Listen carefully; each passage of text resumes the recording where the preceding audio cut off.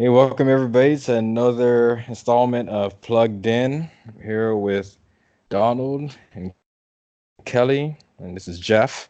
And today we're going to talk about Jay-Z's decision to sign with the NFL and Antonio Brown just being Antonio Brown.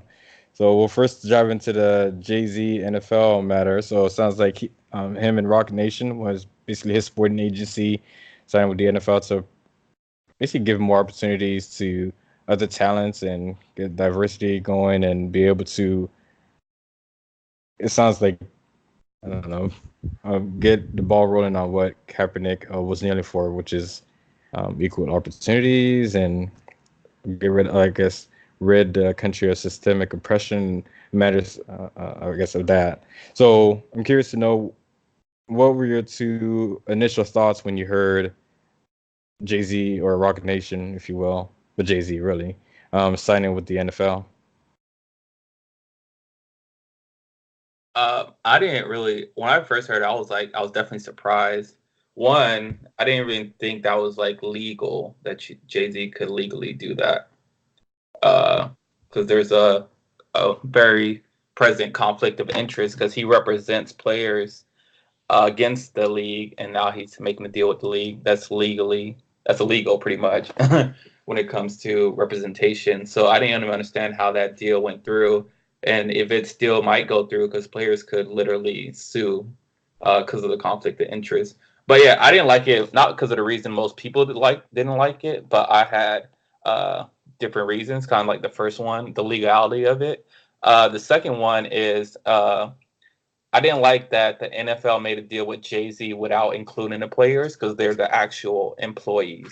And so, like, for Jay Z to say, like, oh, no, no one's going to kneel anymore, I feel like, well, you didn't even consult, like, the players to figure out what they want to do. And I felt like it should have been something that was resolved, or this deal, if it was going to go down, should have went down after the league and the players had their annual contract negotiations, which is next year, and where they would be able to figure out something together rather than making a side deal with Jay Z. Because now I feel like the deal is more divisive than it is inclusive.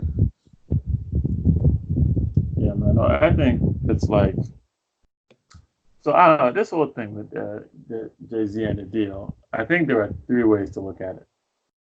I think you can look at it in the very surfacey way, which is the way most people see it, that he sold out, right? Because this same dude was telling other people not to perform at the Super Bowl, and then now he goes and teams up with the NFL when it's financially beneficial to him. Then you can also look at it and, take out the tinfoil hats, conspiracy theories, and then wonder if he told people not to perform at the Super Bowl so that he could show the NFL the kind of leverage he had to get this kind of deal. And now I don't delve too much into that, but I think that's a different way to see it. And then I think another way is the more positive way if you think of the fact that, yeah, maybe it's kind of shady how Jay Z got into it. But if you're looking at the end justifies the means outlook, maybe the way he got in wasn't good. But perhaps if he becomes an owner of the team, the kind of influence he's going to have behind closed doors will make this all worth it. He can't Right? become owner. What do you mean he can't? I mean, he can just leave Rock Nation. Yeah, but he would have to sell everything, like the whole company. He can't just leave Rock Well, Nation. yeah. I mean, he could put. I mean, if being an NFL owner is more lucrative, he can just sell his. He can probably just divest his shares. Sell his ownership But that's percentage the of thing, Rock like Nation. no team is like selling. That was a rumor that people put out. That wasn't actual. It was not factual or anything. I don't think he's not gonna be able to buy a team. Yeah, well, yeah, I guess the rumor was that it was going to be majority ownership. Yeah, but if he can't, I don't know. I don't know. I don't think one way or another. But if it was possible that that was like a play, then you can make the argument that down the road that would be that could be good. I also make the argument that the way you get in is kind of the way you be. So if you kind of get in and shady and sketchy, then you might not have the moral authority to turn against the whole team, the whole group of owners. But I don't know, man. It seems to me like, quite simply, he sold, he sold us out. Well, us to the people that were supporting Cap. In that it seemed like he was like all gang ho, like, all right, boycott these NFL events. So he was personally involved and could benefit from it. And then he signed with them. So I'm curious. Do either of you know what was supposed to be the end goal? Because I know a lot. When this whole ban the NFL, don't watch NFL games. I never was into that. One, because I mean the NFL is good, right? I mean it's a good product. I don't feel as though they were doing anything specifically to support systemic oppression, right? Kaepernick was supposedly against, right? So I was like, okay, this just didn't make any sense for me. So I never really caught the wave. Sorry, did you say you don't think the NFL was systemically supporting the racism that Kaepernick was against? Yeah, sorry, you're sounding kind of muffled. Yeah. So I was saying I didn't see how the NFL was like saying like, oh yeah, we're for systemic oppression. Oh, yeah. They didn't have to ever say that. But if they fired someone because of his opinions, which were not illegal, but just made them uncomfortable, they were signaling that they were against it. How did they fire him? Well, they fired him by not hiring him. If he is qualified to play, and then you all of a sudden, not because he is not qualified anymore or not good enough to play, you all decide not to hire him, you're essentially firing him. So and you're just punishing him for his, yeah. Right. Well, because the thing is, he what was the word? He opted out of his contract. Yes. No, right. He opted in. He opted in last year. He picked up the money. So basically, the 49ers gave him two options because he lost his job due to injury, and then the backup quarterback played well enough to where they're like, okay, we'll just stick with him. So then they gave him two options because he was still owed a ton of money. So they're like, hey, you could basically either opt out or we're gonna release you either way. Like, we're not gonna have you on the team because you're gonna be too big of a cap hit, and we just don't feel like you're playing up to par. Because the thing is, he had like 2 hot years in the league. Like, and the thing is, we see that in any league. You'll see a player have 1 or 2 hot years, and then the league just game plans against them, and they're nowhere near as effective. So if we think about it, if we look at the numbers, 2012 and 2013 were his money years. No, I'm sorry. It was 2011 and 2012.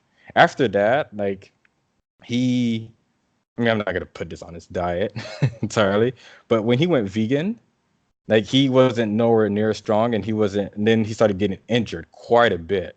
And then the whole matter when he started kneeling, and correct me if I'm wrong, but I want to say that was like sometime in 2016, and that went on throughout the year or whatever, and then it was in 2017 and 2018 he didn't play, right?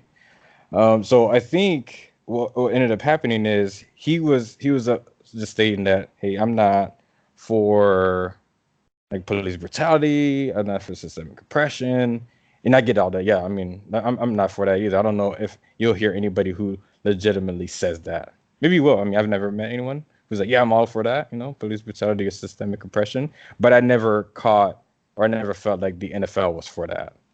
Or, you get what I'm saying? Yeah, so but go ahead. It just seems like a very interesting position to take. Well, like, they don't have to be for police brutality. That's such an extreme stance to take. I don't even think some of the supposed right-wing people today will say they are for police brutality or for the oppression of other people. Mm-hmm. Right. So like, that's, I think that's if we're to hold the NFL to that standard, well, yeah, then they can easily be that standard, because of course they won't come out and say, oh yeah, we support police brutality. The problem was that Kaepernick made a stance, right? He took a stand, and then by their actions they punished him for that, right? Which is a much lesser standard. And I think that's what the argument is. So again, the NFL is not in charge of anything. It's the NFL owners, because they were looking at their bottom line. Because I'm playing. I always try to look at it from both sides.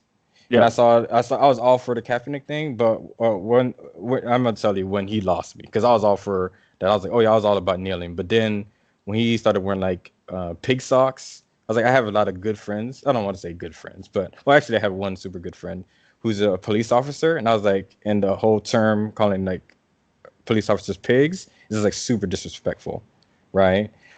Second, he wore like a Fidel Castro shirt and then started celebrating him like he was this type of hero because he rebelled. And if anybody has any type of history on Fidel, like the dude was like, like no, yeah, like he's not the hero of any sense, right? And then when he was just like talk, I was just like, okay, obviously he's probably not the best spokesman for the matter, like because the thing is when he would say certain things, he'd have to backtrack, and I was like, okay, I don't know if he's being used as a pawn or what's going on. But then that's when I was like, okay, I'm not on the Kaepernick bandwagon. I'm still against systemic oppression. I'm still against police brutality because that's obviously my people that's going through that.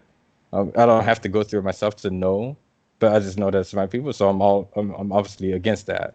But the thing is, I started thinking, I felt as though people started losing the vision of what was going on. And what was another thing was, it was this last year, Eric Reed, his friend who was with him on the San Francisco 49ers, who's now on the Carolina Panthers, like one of the players for the Philadelphia Eagles, Malcolm Jenkins, he was, I mean, he's obviously against that, I guess, systemic oppression, and I was just basically against negativity. I'll just say negativity, just to keep keep it simple, right? And he's raises money. He brings awareness to the cause, and the NFL said, "Hey, we're going to donate 70 million, or it was like eight figures. I don't remember the exact amount." And then they just said, like, "Yeah, we're just going to work with you and sort of thing. We just asked that, like, there's like no demonstration shown." And I'm gonna get to that point, like the demonstration shown at the workplace. It's like just because we have people who's like bought in, and NFL is like pretty, like we have like all different types of people who watch the NFL, and we want to make sure we don't lose any viewers because of it. And he's like, okay, yeah, that's cool. And what happened is Eric Reed like runs up on him, try to fight him. And I'm like, dude, like what? I mean, what are you guys like fighting against each other for? You're supposedly fighting for the same thing, but like now we're like fighting against each other. Now in Jay-Z, I think both of you made this point. Jay-Z is trying to give opportunities to people who wouldn't get these opportunities and try to move forward. Because the thing is, like, ultimately, what are we trying to do? Like, are we just trying to get Kaepernick a job, right? Because the thing is, ultimately, okay, here's the thing. Kaepernick reminds me of Tim Tebow. You both know who Tim Tebow is, right?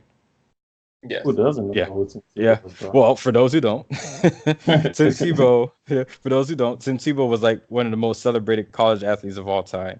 He came into the NFL. He had like, oh, no, he actually had one good year, like one really good year. And Yeah. then people got film on him, and then he wasn't very good anymore. And the thing is, he legit could probably still play in the NFL. But the thing is, he's like a lightning rod for not controversy, but for attention. So the thing is, people would just start talking about like, oh, what is it like to be Tim Tebow's teammate, or this or that about Tim Tebow. So then it becomes more about one player than the actual team. So if you sign Kaepernick, go ahead. Coaches didn't give him a chance. They didn't give Tebow a chance. Yeah, because wasn't he with like the Broncos and then Yeah, he bounced around a bit.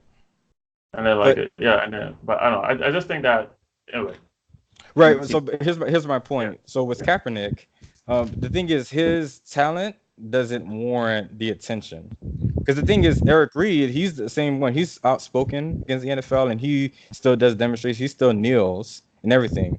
The difference between the two, Eric Reed is actually good, right? Kaepernick at best is a backup quarterback. And the thing is, he even said as much that he said that he wants a bit like, oh, I mean, it's a rumor, but he never has disputed it. But when he was brought in by the Seattle Seahawks, he stated that he wants to be paid $20 million a year. So that's one thing. Second, he had an opportunity to play for the Baltimore Ravens, but then his girlfriend came out and called like the face of their franchise an Uncle Tom, and the owner, like the Jingle Unchained. I don't know if you two remember that, but it basically called like Ray Lewis and then the owner, like basically the Django Unchained character. So like basically like a slave and a slave owner. Like the slave is like playing puppet to the slave owner, right? And he never came out and said, "Oh no, I don't support what she's saying." And then what ended up happening is the Ravens didn't even give him a contract, but they were super close in giving him one. And who's on the Ravens right now? Who's their starting quarterback? Lamar Jackson, basically the exact same player. So I think Kaepernick would be in the league if, for one, he like maybe at least said something against what his girlfriend said, or if he didn't have. I mean, again, I don't know if he's demanding $20 million because that's basically what he was on his last deal before he left the league. But I don't feel like his talent warrants him being in the NFL because if you put him on a team, now what's gonna happen? Now everybody's gonna be like, oh, he should be starting. He should be starting. But if he's not that good, then you force him in there, and then if he's not good at all, he just poorly performs. What's going to be the excuse? Oh well, he didn't play 2 or 3 years, so that's why he's not good. So forget the NFL. So it's a lose-lose situation either way. So I think the NFL did this settlement grievance and like, hey, this go away sort of thing. We don't want to like have this drag on and go into court and stuff. And then this last week he posted this video of him saying he's still ready. I've yet to see Kaepernick working out with athletes like throwing a ball or anything. He's lifting weights. Last I checked, the NFL isn't about how good you look lifting weights. It's about like how good you look on the field. And I don't see him like going to any camps or having his agent call around or doing anything to the effect. But supposedly it makes him look like he's a martyr to the cause. Muhammad Ali, to someone whom they like to equate him to, he was really a good fighter. So when they took away his opportunity to fight because he didn't want to fight in the Vietnam War, they figured, oh man, you know what? We see that the Vietnam War, yeah, this legit wasn't a good war to get into. So because you're still a good fighter, you're gonna have the chance to fight for your belt back because you're that good. My point is, Kaepernick is not that good. He's okay, but I think we're making it like he's like this guy who's like a all-star quarterback when he was like a flash in the pan, had like a year and a half, maybe 2 years at most of a good year, and then the last few years he hasn't even really been that good. But So that's me. I think I'm gonna get off my podium, but please, no, I'm curious to know what you're saying. Uh-huh. I think that the thing with Kaepernick is especially because it's I don't again I don't think a lot of the argument is hey he's Tom Brady out here and we're obviously discriminating against him because of who he is. I mean I think that was more so a Muhammad Ali kind of thing because Muhammad Ali was really good and I Right. think also very interesting about him too is that they essentially took away his career, right?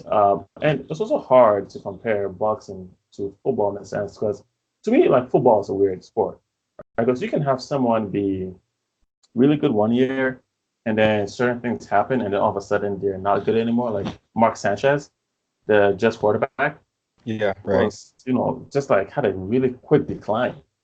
Right. And the way the sport is, they seem to not give you second chances really for certain people. But I think that the thing about, I mean, there's a lot of stuff in there that we can argue about. But essentially, the thing is, should Kaepernick have been on an NFL team with the talent he had? And I think you would find you'll find a few people who completely disagree about that.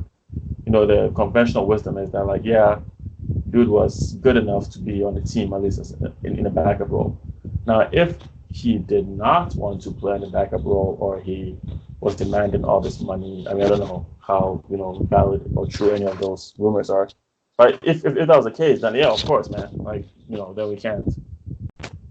I mean, if you're, I mean that then it's hard to defend.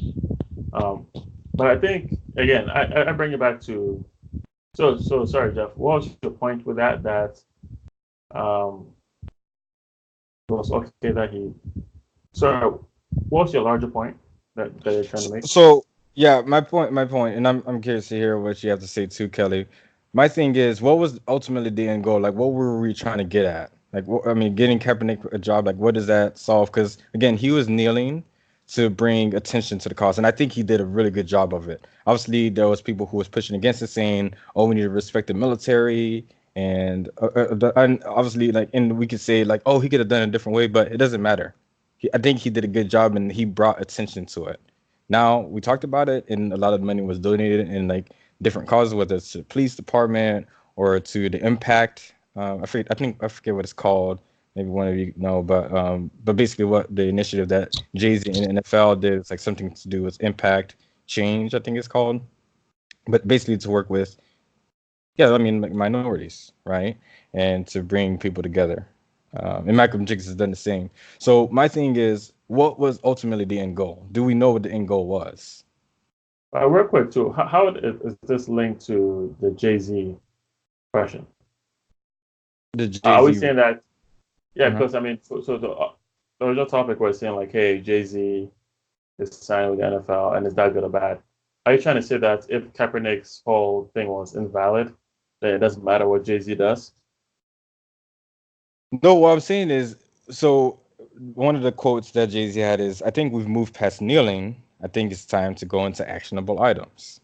Because the thing is, we're still at a standstill. It's the same thing for the last 2 years. We're in this third year where he's not in the league. Obviously, the season hasn't started yet, but we're coming up on a third year, and people are still saying, "Oh man, I can't believe Kaepernick doesn't have a job." Okay, it's like, okay, well, okay, but are we doing any good out there? Like the same people who are critical of Jay Z for actually putting forth some action, the same thing that Kaepernick basically advocated for. Like they're not doing anything in their communities. I'm not going to say all of them, but a lot of them aren't doing anything in their communities. They're not donating any money. They just want to be part of the social media crowd that just wants to criticize everybody for doing anything. But the thing is that I feel like I don't think we're in a position to say this because Jay Z's done so much for the black community. It's shown as a model of like coming from it's like a rags to riches story, and like he's saying, hey, we need to get in there with people like with what's his name? I can't believe I said what's his name, but with Dr. King, he sat with Lyndon or Dr. or President Johnson, Lyndon B. Johnson, even though he didn't agree with him politically. But the thing is, you have to sit with the people who have power. That's what Jay-Z is doing. He's sitting with the people who have power to make a change. So the thing is, Right. by us just folding our arms and saying, "Oh, not gonna talk with you. I'm not gonna watch your sport." What does that accomplish? It's not like the thing is the NFL by far is the highest rated sport in the country.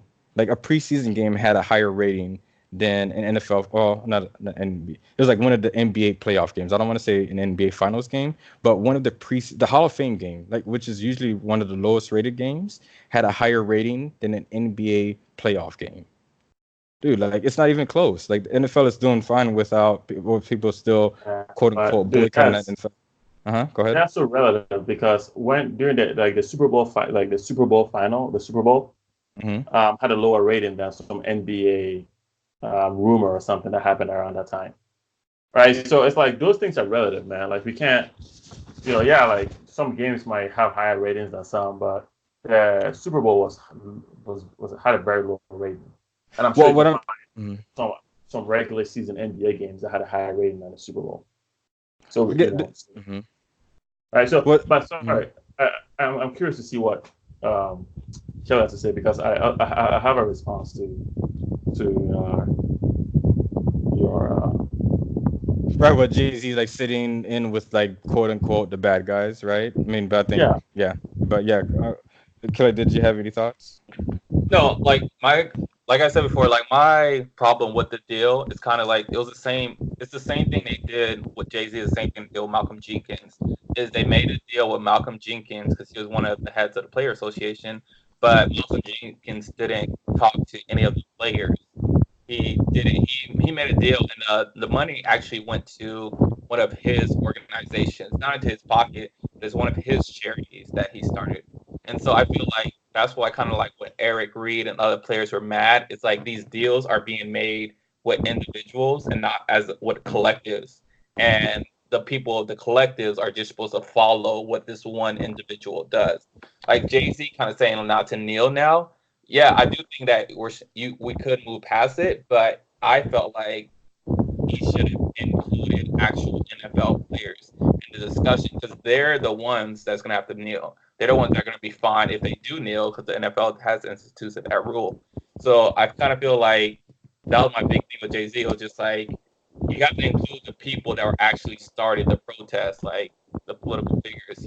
As far as Colin Kaepernick, I felt like Colin Kaepernick's career was over as soon as he accepted that plea deal. To be honest with you, I feel like once you accept that plea deal, you can't say nothing bad about the NFL anymore. Like you can't.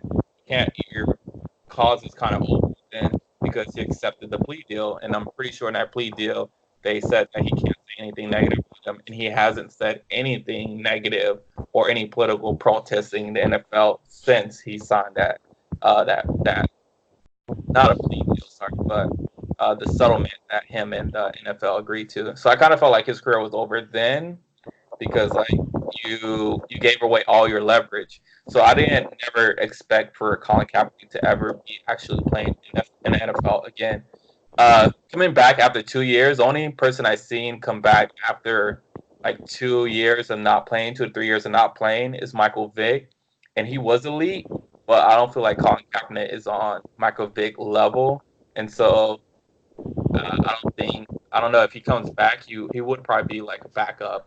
I don't know if he probably could start if someone get injured and could light it up maybe, but I don't know if that's for sure. But I do feel like yeah, that we were supposed to move on past it and like a deal was supposed to get done. But I feel like that's what the player agreement that they're coming up with next year was all gonna do. And so I kind of feel like Jay-Z striking a deal before the players can get into agreement with the NFL is kind of like him stepping out of bounds, especially since he owns a company that represents players. Like that's what the conflict of interest is. Like that's kind of what the conflict of interest. So that's why I didn't like the deal. I felt that it should have been something that the players and the owners agree with because the NFL has this thing where they divide people. They divided Malcolm Jenkins, and now they're dividing Jay-Z, and they get the individuals to agree with it, just like all their contract agreements. They get some certain players to agree to it, and then other players like, oh man, I gotta agree with it because these people are gonna make money, and I'm gonna be left out without a job. So I kind of feel like the NFL does a really good job of dividing people rather than making everybody come together and figure out, all right, what do we want to do? How are we gonna do it?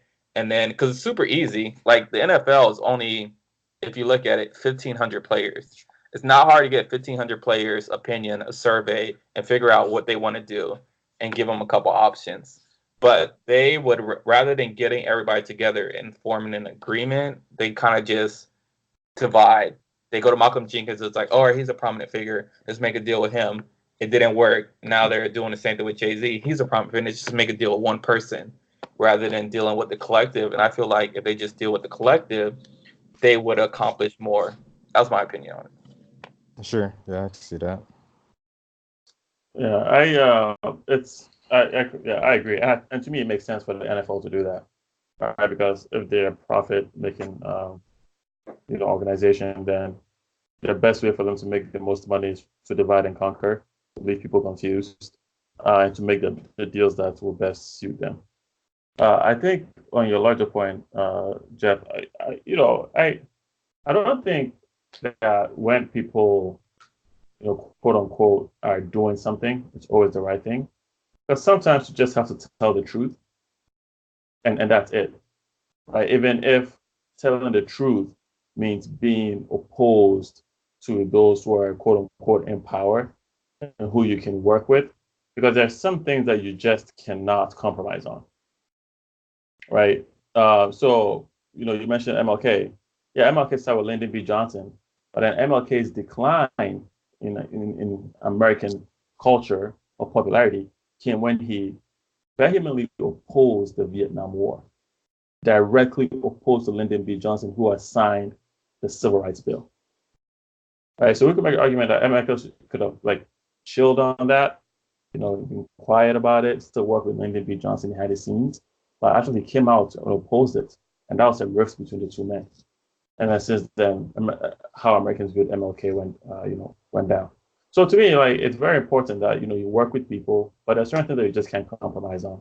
And some things, if it's wrong, the symbolism and the imagery are too important to just let ride. And I think that's at least how I view the Kaepernick issue. And that he made a lot of mistakes, including the wearing the pig socks. Because again, that's something that happens in this country that's really unfortunate, that people cannot just look at people as individuals, but look at people as groups. So yeah, there are some bad cops, but a lot of cops are out here to do good work. So to try and label all cops as bad, I thought was really unfortunate. But then, when he refused to stand for the pledge of allegiance or the anthem, because he felt like the country wasn't living up to their ideals, which is what he was saying.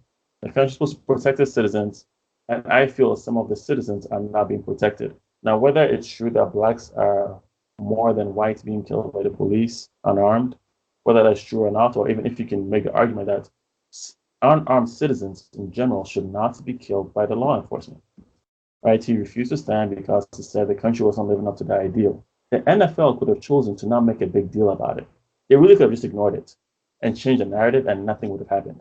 Instead, they focused on it and made sure he didn't get back in, which created. I think it was the media though, because the thing is, remember, Yeah, even Kaepernick was trying not to make a big deal about it, because he said he's been doing it for a while. Like he would just sit, but then it was like during a preseason game they caught him, and then like a reporter asked him about it, yeah, and no, then no, he so started getting yeah, packed. so Go ahead. Uh-huh. no, I agree. Yeah, like so, yeah, I really like the media put it, the media put attention on it, but we live in the attention era where something happens and then something big happens, and then people move on.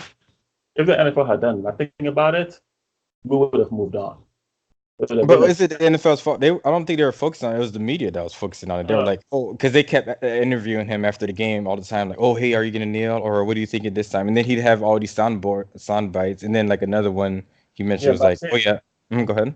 yeah, but the NFL's part in that was when he didn't get back into the NFL, right? Well, So that's again, that's that's on the owners, right? Are you gonna yeah, force somebody to hire someone? That's not your call, yeah, except if we choose to not hire him and we collude. I mean, that's what the word collusion was being used, right? right? So if we all decide, oh, because he did this thing, right, which is this, his right as an American, which we should support if we want to be patriotic, we decide that, oh, he did this thing, so we are not going to hire him now.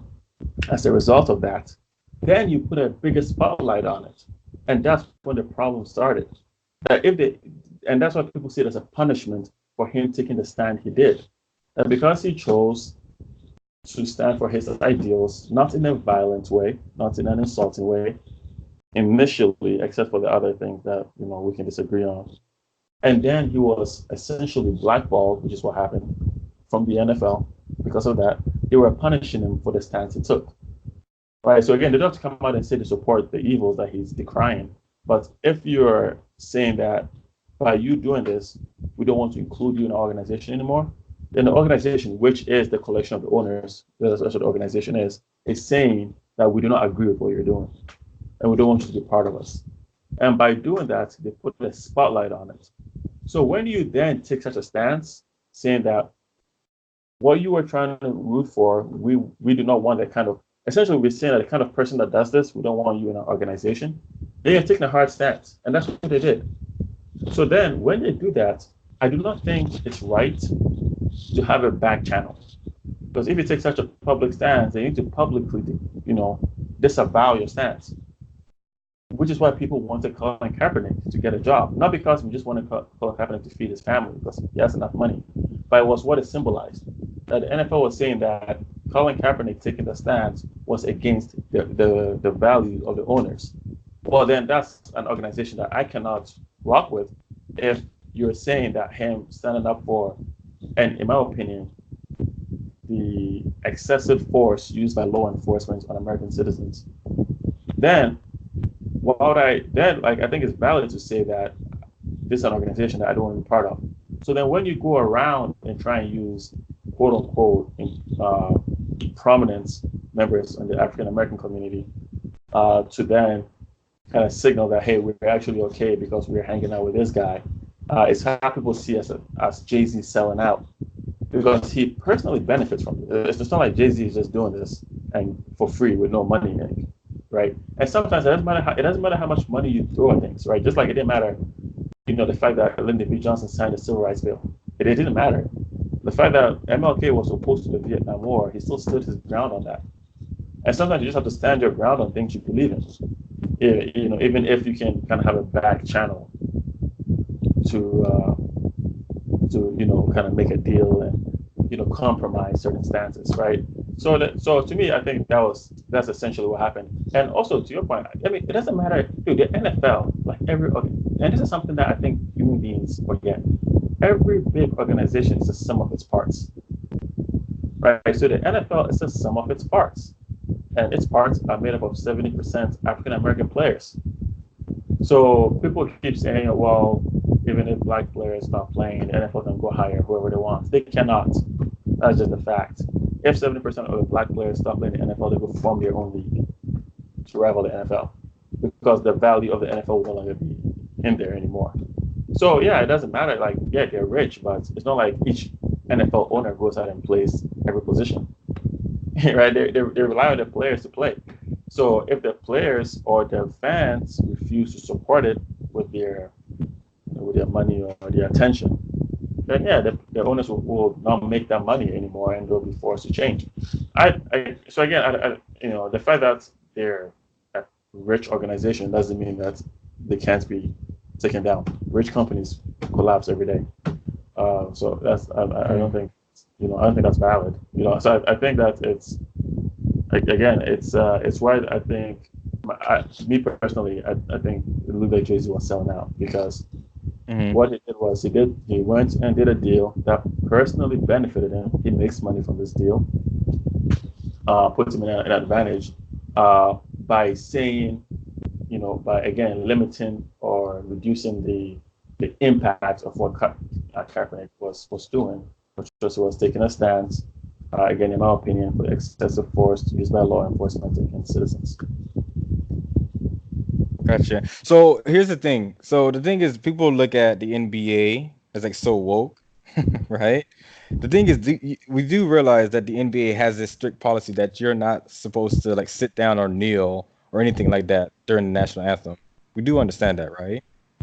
I mean, but So go ahead. I think first of all, Jeff, none of us here mentioned NBA, so No, I don't. no, no. But here's the thing though. The only thing the NFL said is like, hey, we're just asking that you stand up during the league. Like we know you have a good cause. We're like willing to donate to it. We're just saying, hey, just don't kneel. That's all they said. But the thing is, he just refuses to stand. It's like, and that's his right.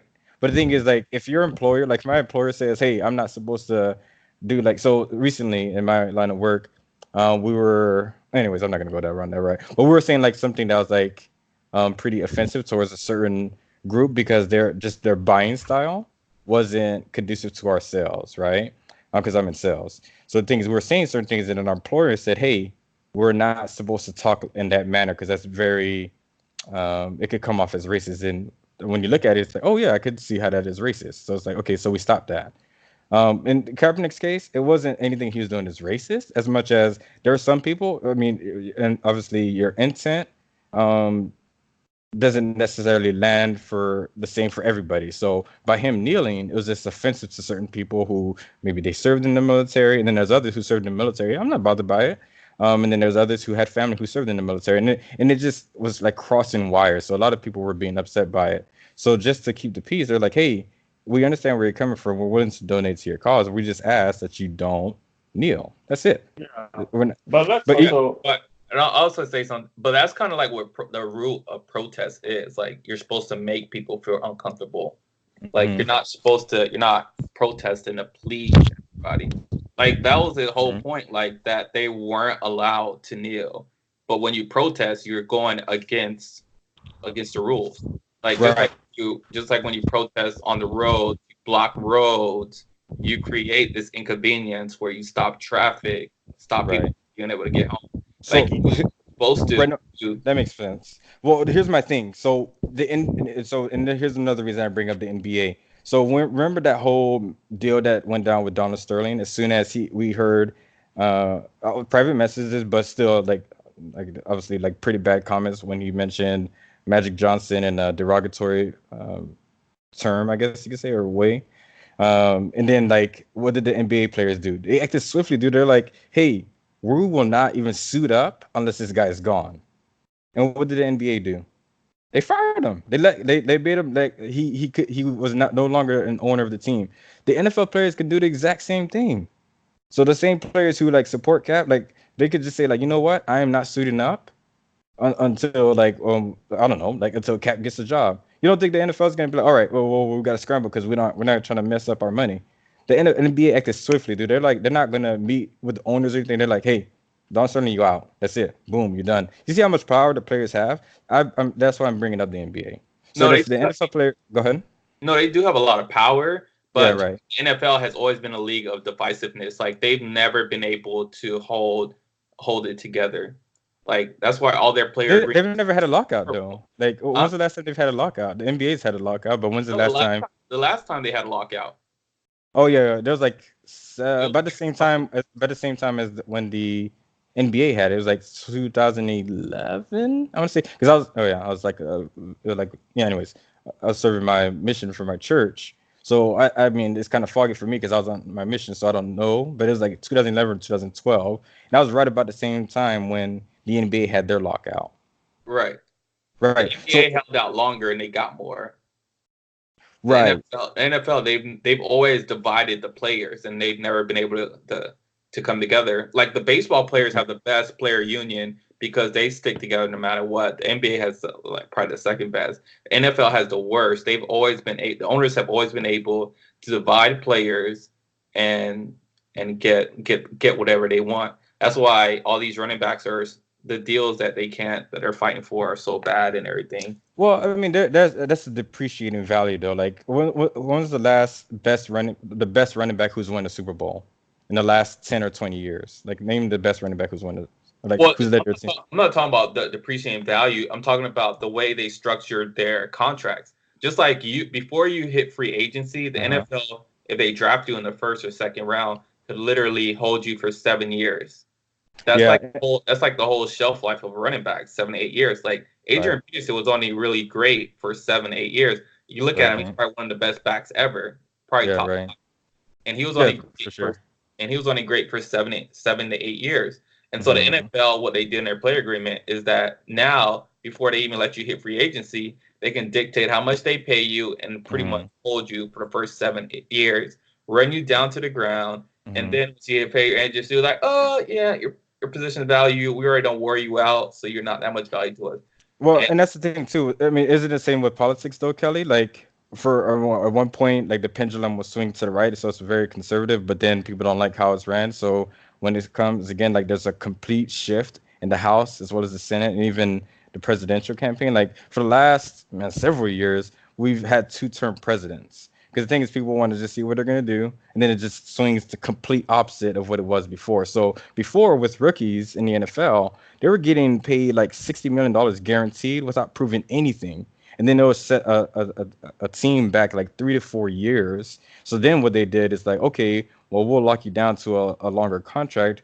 I mean, it'll be good money still, but nowhere near as much as 60 million guaranteed like you guys were getting before for not even proving anything. And I agree with you. It's not the best for the rookies, but at the same time, it's just like politics. It just swings far to the left, and it's like okay, far to the right, and then we ultimately try to get to the middle. But I mean, it's not perfect. And if the businesses aren't perfect, obviously the NFL isn't perfect.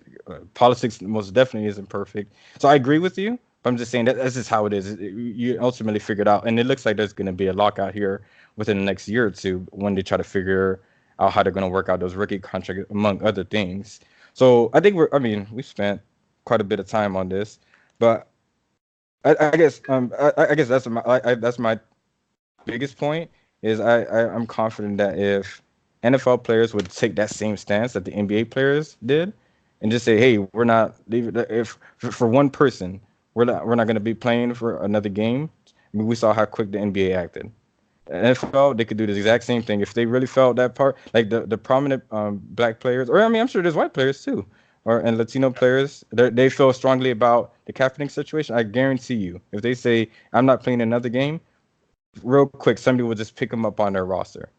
But I mean, there's the power to do that, but that's not happening because and I'm not going to speculate as to why, but I'm just saying he's not worth it as far as like his talent level. Eric Reed is obviously in the league, and he's just as outspoken about the matter as Kaepernick is. Probably more so because I still haven't really heard Kaepernick speak on it. It's just more like here's sound bites and not even sound bites. It's more like tweets, but or somebody else is speaking for him. Oh, I spoke with Kaepernick. He said this. But Eric Reed is very vocal against the NBA, NFL, but he's so good that he's a starting safety. Is my point. Any last comments on it because we've already spent like almost 40 minutes. Yeah, I wouldn't say that players aren't standing up for Kaepernick because it's not worth it. I just think players aren't standing up for him because they do what people do, which is they're looking out for themselves. And that because again in the NBA, it was with Donald Sterling, it was really easy, right? It was really easy because he was an outsider, right? Like owners are just by their natural position opposed to the players, right? They're like the opposite. So then it was easy to everyone kind of unite under that banner and just refuse to let him in. The Donald Sterling thing, not to go on a different topic, I think it's a great case study in how we don't really care about real acts of like oppression. We only care about like the symbols of them. So Donald Sterling had already been accused of racial prejudice in I think his hotels or his houses, and how he will systemically exclude African American or Latin American um, citizens and not allow them to stay in his properties. And he was also sued for that. Yet he was still allowed to be in the NBA for as long as he was, till he said some mean things about Magic that hurt his feelings, and then they got him out. So I think that's very interesting that even when he did that, the NCAA, wow, NAACP, still gave him like either a lifetime achievement award or some crazy award to this guy who was later accused of being racist. I think in the NFL, yeah. So I think that's a very interesting case study. But in the NFL, I think the reason is because what Kaepernick, it was hard. I think it was hard to figure out what would happen if the NFL had come out and said we will not give Kaepernick a job moving forward. It would have been easier for the NFL players to unite behind that and say, oh, they're opposing Cap and his message. Like you said, if they had staunchly come out and said, oh, we will not, we support police brutality or whatever, then, something obviously racist, then the players will unite behind that. With Cap, it was difficult, right? Because he just wasn't getting signed. And then it's hard to tell, why is he not getting signed? So then there really isn't a rallying cry. It's hard to see people get together and say, hey, it's obviously this, so let's unite against this. You can have many reasons why. Even you said a few, Jeff, why he may not be signed. And I think that's why it was harder for the players to kind of unite under one umbrella and say, because some players might not have even agreed with his method of protest, right? So if you don't agree with the way he's doing it, then you won't, risk your life or your livelihood for it, right? So I think, yeah. So I think that's a big thing about the Kaepernick thing, that it's kind of, it was just a lot of like symbolism, and the NFL was really smart about it because they didn't ever come out and oppose him. They just, again, I believe, behind the scenes, pushed him out. So, which is one of the most ingenious ways to oppress somebody, is to not to do it explicitly, is to do it very subtly. So you can't really tell, which is why sometimes people say racism drives you crazy, because it's hard to tell. Because nowadays, no one is dumb enough to come and call you an N-word to your face, but they can do small things here and there to frustrate you and make your life harder without you ever being able to pinpoint it to one specific act. I think that's what the NFL did with Kaepernick. They just kind of freeze them out. Then years go by, and now it's harder to make an argument for him to come back. And and again, he wasn't the best quarterback in the league. In fact, what Kaepernick should have done was, do something crazy like domestic violence or something. They could have been back in the league in like a year. Because for some reason, you can beat on a woman, and the NFL will take you back quickly. You stand for the rights of the voiceless, and then that's the capital crime, and you're never taken back. Isn't that crazy? Right. And then like No. players that were like physically abusive came back easily. Yeah. And no, I agree. Yeah. So anyway, that's the yeah. Yeah, no, it is. Yeah, no, I agree. No, I agree. I mean, there's like a lot of hypocrisy in that. Now, I'd definitely like to dive into that more because I'm sure that's not the last, like that, like the domestic abuse and such. We'll see. But any other parting words on that topic before we move on, Kelly? Oh no, I'm good. Okay, cool. So, wanted to move into the Antonio Brown drama. I don't even know where to start with this dude, man. Antonio Brown, man. This guy, you know who he reminds me of? Reminds me of, I don't know. Initially I was thinking like an ex girlfriend or ex, maybe like or ex husband or boyfriend, ex husband, ex partner. Let's just say ex partner. And when you break up, people are like, wait, what? Why would you even break up with them? And then like let some time go on, then you're like, oh, okay. And now I'm seeing why you broke up with them. And you know who he really reminds me of? An A-list celebrity, a woman. Could any of you think of it? Think of her, I guess. What, Kim K? No. I'm trying to think. The, List. I'm thinking Halle Berry. Really? Okay. So think about this. So with Halle Berry, initially when she had her first divorce, I think it was to Lenny Kravitz, right? Or was it somebody else? No, not Lenny. Was it Lenny Kravitz? And I have to look it up. Was it Lenny Kravitz? Okay. Yeah. Yeah. At first, people were like, "Dude, what is?" No, Eric Benet. Eric Benet. Eric Benet. Dude. Yeah, I just had that Jay-Z line. Don't ever go Eric Benet. So, anyways, yeah. So Eric Benet like messed it up, or quote unquote messed it up with Halle Berry. But then since then, she's had like 2 or 3 divorces, and then you're just starting to see like, wait, maybe is it Halle Berry? Obviously, we don't see anything out in the open. She's like pretty private person, which is cool. But we don't know what's going on in the household that's leading it. At first, we were thinking, oh, Eric Benet's the problem, but like I don't know. So here's my thing with Antonio Brown. Just to give you all some backdrop, in case you don't know who Antonio Brown is, or maybe just want to know more of what's going on. He's this football player for the Oakland Raiders, soon to be Las Vegas Raiders. He just signed this massive deal, and before he was with the Pittsburgh Steelers, one of the greatest players to play of all time for that organization. But then he started having some issues the last year or two there, and then they traded him to Oakland just earlier in the year, and people were like, "Oh, you guys are crazy for doing that." But since then, he's been just having like a lot of issues off the field, if you will. Like he showed up on LeBron James, the Sharp Show, like with like a blonde mustache. He looked like somebody like off of like Dr. Seuss's characters, had like blonde mustache and like this weird hairdo. Now he has this helmet rule where he doesn't want to play because the NFL won't let him use a helmet that's outdated. So they're trying to protect him from himself, sort of thing. But he refuses to play unless they let him play with an old, outdated helmet. Then he like basically got frostbite on his feet from going into the cryo chamber. I don't know if you all are familiar with cryotherapy, but like basically burned his feet off almost from doing that. He was like throwing furniture off of a balcony and almost hit a kid, and then he got sued for that. Anyways, he's been doing like a lot of stuff. I don't want to go over everything because there's a ton of what's going on. But before I offer, I think I've offered my thoughts enough, but I still have some more thoughts on Antonio Brown. Does that make sense? I mean, is he another Halle Berry, or is that am I reaching? Well, I don't know about the Halle Berry comparison. I really, yeah. I mean, again, I don't know anything about her. You don't, you don't know Halle Berry? Come on, dude. Yeah. Well, no, I mean, I know Halle Berry. I just don't know like anything. Honestly, I only know Halle Berry for what do I even know? I know she was in Catwoman, which didn't do well. She was Storm.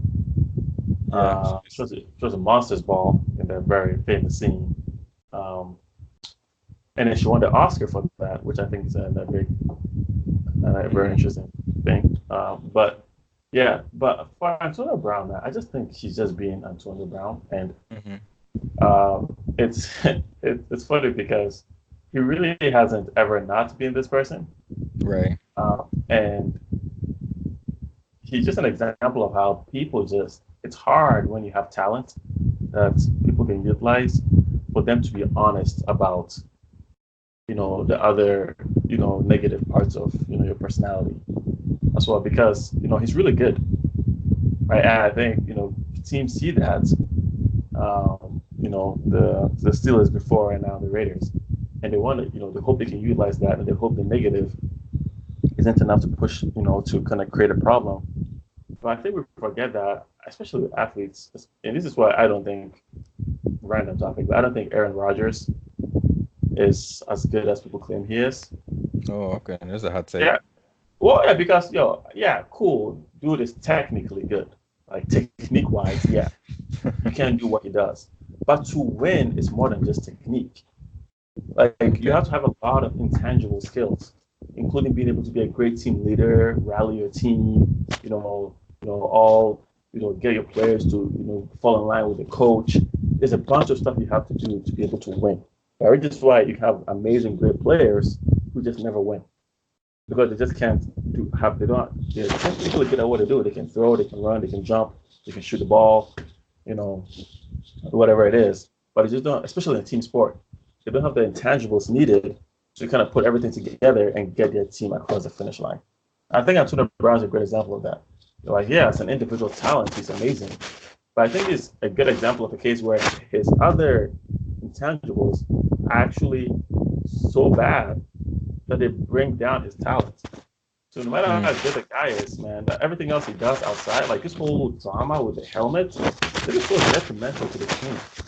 Like there's nothing good. Like they could be in, I think the preseason game, but they could be in like practice or whatever. Like getting better as a team, like being unified under a common goal. Like visualizing their victory for the next season. But yet they're dealing with helmet drama for Mm-hmm. some good reason. Some people think that he's just trying to keep his distance from the team or whatever it is. I think, yeah, that's a great example, which is why, again, I brought up Aaron Rodgers. Yeah, you can be good. Of course, I'm not saying Antonio Brown is Aaron Rodgers. Although you can make the argument that they're kind of similar because, the drama around Aaron Rodgers and the coaching change and all that was also not very good for the team. And I Mm-hmm. think Antonio Brown is the same way. They're like, yeah, he's individually talented. I'm sure he's a human being. He's a great person, great father. But just his personality around sports is just not good. It's just not a good team personality, and it makes him a net deficit to teams rather than a gain or positive. Mm-hmm. Okay. What were you thinking? Yeah. What were you thinking, Kelly? As far as my analogy, is that am I reaching? And I guess your thoughts on Antonio Brown drama. No, I feel like you're reaching. Because one, I feel like Okay. everybody knew about Antonio Brown. Like it was all debated, like if it was a good choice for Oakland Oh, Raiders to okay. give up a third and a fifth round pick. Mm-hmm. And everybody was like, oh, and they restructured his contract when they didn't have to and gave him more money. Mm-hmm. Like everybody thought that was crazy when the Oakland Raiders did that. But it was like, Right. oh, Oakland Raiders, they're trying to make big splash because they're about to move to Vegas. They want their team profits to be high, and so they want to have a good year right before they move into Vegas. And so that's probably why they did it. But everybody knew about Antonio Brown, like his drama for the last couple of years. People even thought it was dumb when Pittsburgh gave him that contract. Right. And so he's been doing this for a while, and he's getting away with it because he's talented. So I feel like it was a bad analogy because everybody knew he was like this. Your analogy is saying like we didn't even know like about Halle Berry. Right. Right. I hear Yeah. what you're saying. Antonio Brown, it was clear like his actions were the same, and it was clear that money did. Even when you gave him more money, he didn't change, and so It's teams even are worse. still, yeah, it's getting worse, and Yeah. teams are still giving him more money and still giving him what he wants and still letting him do what he wants. So like he's become more empowered now. He's become more empowered because they're even saying, Tom Brady and Aaron Rodgers hate the helmet rule as well, but none of them they just adapted. Like Right. Right. they don't like the new helmets as well but they just adapted because but Antonio Brown went in going to file a whole grievance just for a helmet and every different things, and then just like everything, and now his attitude about everything. So For sure. it's like, yeah, the more if a kid is being bad, I would say if a kid is being bad and you keep rewarding them with candy to calm him down, Right. Right. That's a good one. he's gonna keep being bad. If every time the kid is bad, you reward him with candy or ice cream to calm him down. It's just like parents, our kids start fussing and going crazy. I said our kids, like I got kids, but kids start Right. going crazy, and parents do stuff to like quiet them down, or give them candy, or give them ice cream and everything to get them to calm down, and then that doesn't like change their behavior, and so Right, right, yeah. Now I was just thinking as we were discussing this Antonio Brown drama, money makes you more of what you already are, right? I mean, that was a quote that has been resonating with me recently, and I was just thinking, like, man, if I think I'm going to become any better of a person because of me, I need to make sure I'm a good person already.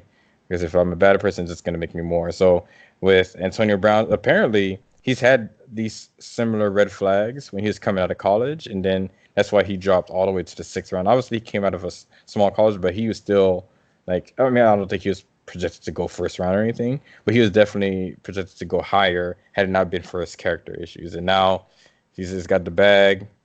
Now he's just he's just wilding, right? So, I guess if there's a lesson in life, just make sure you're right before you get your money right. Otherwise, you're gonna expose your true flaws before when it's all said and done. Okay, cool. Well, That's, go ahead. Go ahead, Don. I was gonna say, I also think it matters what you care about, because if Mm-hmm. Antonio Brown cares about the money, then he's perfectly successful and he's doing exactly what he wants to do.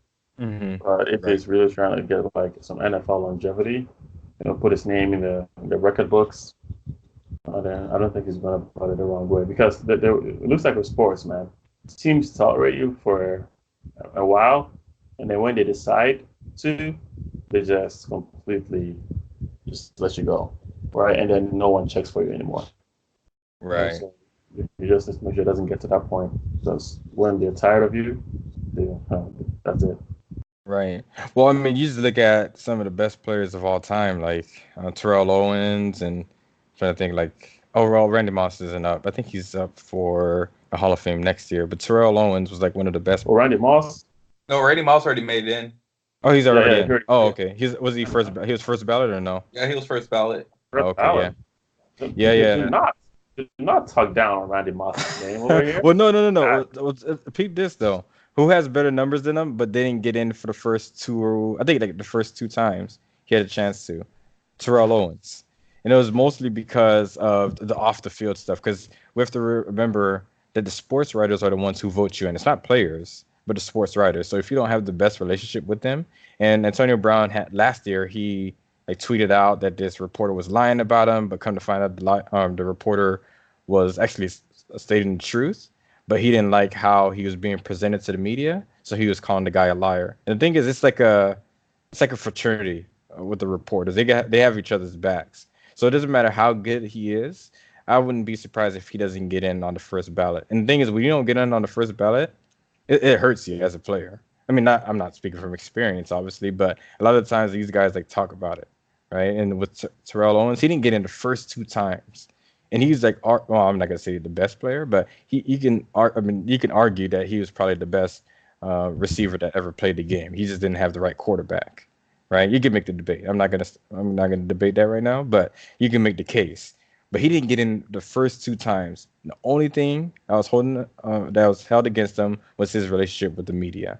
So Antonio Brown, he's not doing himself any favors. So just like we were saying, Donald, I mean, yeah, sure, he's gonna have the numbers, but when you don't get in on the first go round, then that's the end of it, right? So, but yeah, I think that's good. I mean, any other thoughts on Antonio Brown from you, Kelly, or Donald before we wrapped up? No.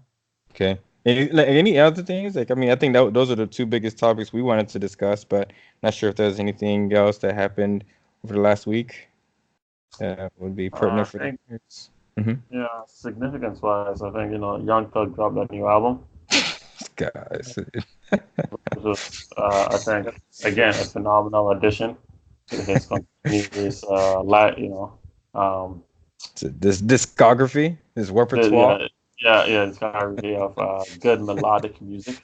I mean, of course, I can never vouch for his content. right? Uh, yeah. Not as a married man with kids, man. No, I'm Well, trying to. as a decent human being, because sometimes I think the content is just kind of ridiculous. And it's a guilty pleasure, like like a mafia movie or something. Hmm. Like you peep your, you know, peeking around the curtain. But I do think that like Young Thug, in terms of making music, right? Again, not the content of the like his actual words, but in terms of making music, he has a really good ear for melodies, and and it shows in this album too. You know, Mm-hmm. I think so. I think Kelly, you were saying that J. Cole produced it. I think that's true. So it doesn't have the same signature Young Thug melody, which I didn't like. Um, but J. Cole, everyone knows he just picks trash beats. Right? He's not really Yeah, he's notorious for not choosing good beats. yeah. So, but even then, I thought still a few of the albums tried to fire. So a few of them had a very classic Young Thug feel to them, where you just bopping the whole time because he's just really good at that. But so good album. Not the best. I don't think it's as good as Jeffrey or Easy Breezy, Beautiful Thugger Girls, but it's it's up there. It's up there. It's a decent album. The Young Thug's a character, man. I couldn't make it through the album, man. I gave it like 3 or 4 tracks and I was done. So yeah, I guess yeah, no, I can't do it. Anything any parting messages for you, Kelly? Like anything you want to share with the crew? Uh, no, let me see. Can't think of anything. Yeah, I don't have anything, but okay, cool. Well, if nothing else, we appreciate y'all for tuning in to another edition of Plugged In, and we'll catch y'all next time. See you.